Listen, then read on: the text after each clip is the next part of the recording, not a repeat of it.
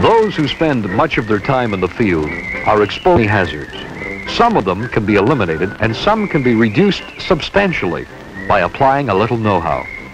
Any cutting tool can be dangerous if wrongly used, and the axe, the fieldman's number one tool, causes an alarmingly high number of accidents, so watch it.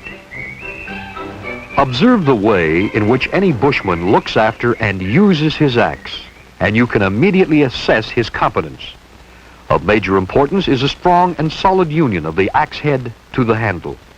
A head which is slightly loose can be a source of annoyance, but one which is really wobbly can become a lethal misguided missile on the first swing.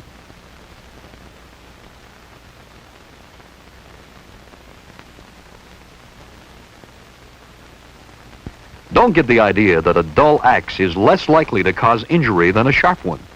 A dull blade, such as the one on the right, is more apt to glance off the wood and take off on an uncontrolled course, while a keen blade will bite into the wood as it was designed to do, and with far less frustration and loss of time. So we need a sharp axe and need to know how to keep it that way. Not like this. A handle for the file not only provides a better grip, but offers protection. The file should be stroked in one direction only, with long, even strokes, from the helve toward the cutting edge. To do it in the other direction will result in a wedge rather than an edge. Then, using a circular motion, remove the burr by rotating the whetstone from the cutting edge toward the helve. One thing you've got to admire about Joe, he's sure full of enthusiasm. Too bad his brains don't match it.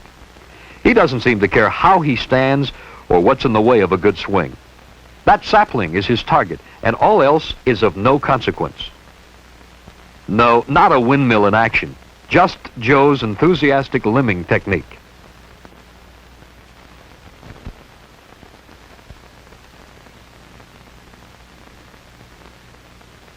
Even when it comes to cutting firewood into lengths, Joe can't do it right.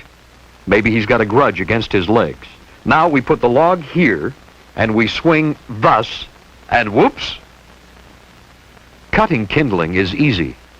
Like you have a good firm base to work on, and you hope your fingers and the axe don't get to the same place at the same time. Pete, the senior tallyman, seems to know what he's up to. Even as he approaches the alder he's going to cut, he's checking over the ground, watching for obstacles.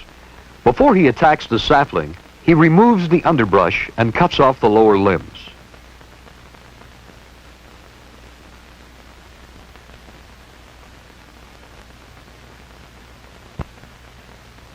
Taking a firm stance on solid ground, he makes a practice swing to make sure of his clearance before beginning his undercut.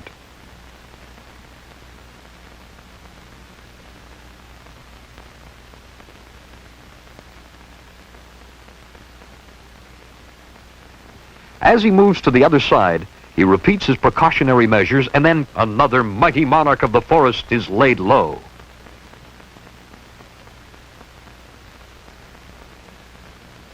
When it comes to limbing, Pete stands on one side of the tree and uses his axe on the other side so as to keep the trunk between his axe and his legs. Not only that, but he makes his cuts from the lower side of the limbs so that if his axe should glance off, it will be in a safe direction. Cutting the tree into firewood lengths, Pete once more checks his swing and the position of his feet, which are firmly placed and a foot or so apart.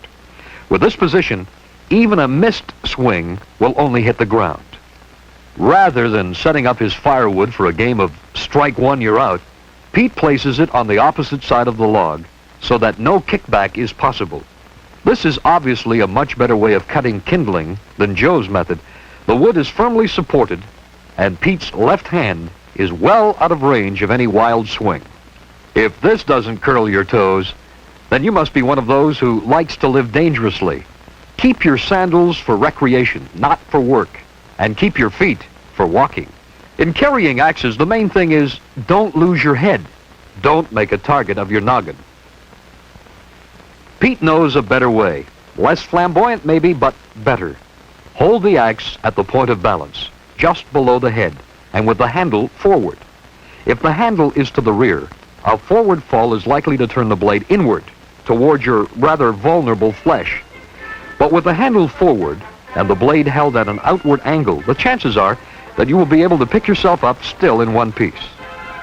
A good workman not only knows his tools, he also respects them.